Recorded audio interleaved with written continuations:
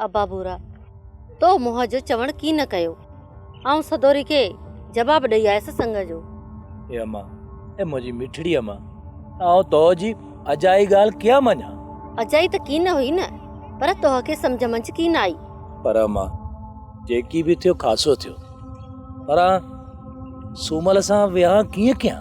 पर पुट अम्मा मोल आहे सुरही सोन आहे सोन, कॾहिं न कॾहिं भरची पवंदी।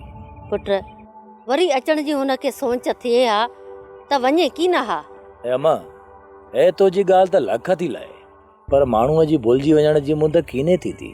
पुट अहिड़ा भुलजंदड़ माण्हू हयातीअ मंझि सदाईं पिया भुलबा आहिनि। न अम्मा न, माण्हूअ जी दिलि नाराम हूंदी आहे, कॾहिं न कॾहिं पंहिंजनि न छिक ज़रूर थींदी आहे।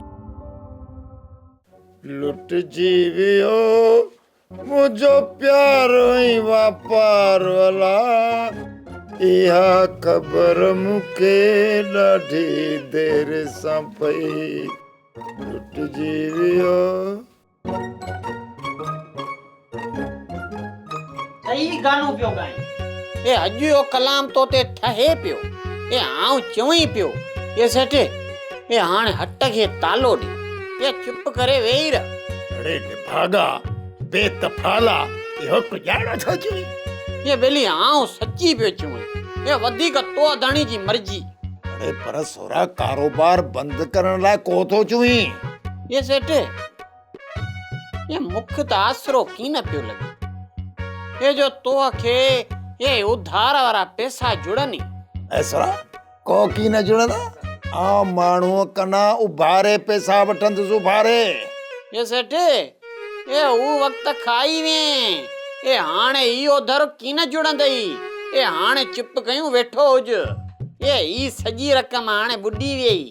लानत है जनी विथ में इहो को जाड़े ला थी रकम बुडी दी रकम बुडी दी रकम बुडी दी का। ए हाओ हाओ ए दिसज वेठो। ए आऊं सच्ची पियो चवई रकम का हराम जी जो बुडी वेंदी गुड़ पुदी। ए हरिया भरिया मोते कुजाड़े ला पियो तपी। अरे सोरा तुझू हे गालियूं बतियूं सुबतियूं सुणी कावड़ मकरिया। कॾहिं बि का सुरीली ॻाल्हि की नथो करिए। बकवास पियो करी बकवास बिफली पियो।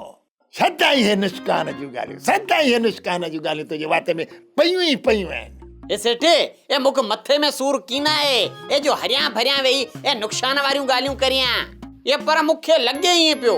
ये मुख लगे पियो ये तो जो देवालो निकरंदो। हां देवालो निकरे या न निकरे तो जो छा ए रस्तो साफ हो गई अंदर हट जो सामान से धो कर कजी बी पे बुधाई हल्लो ये वन्या दो साई पियो बटन ने।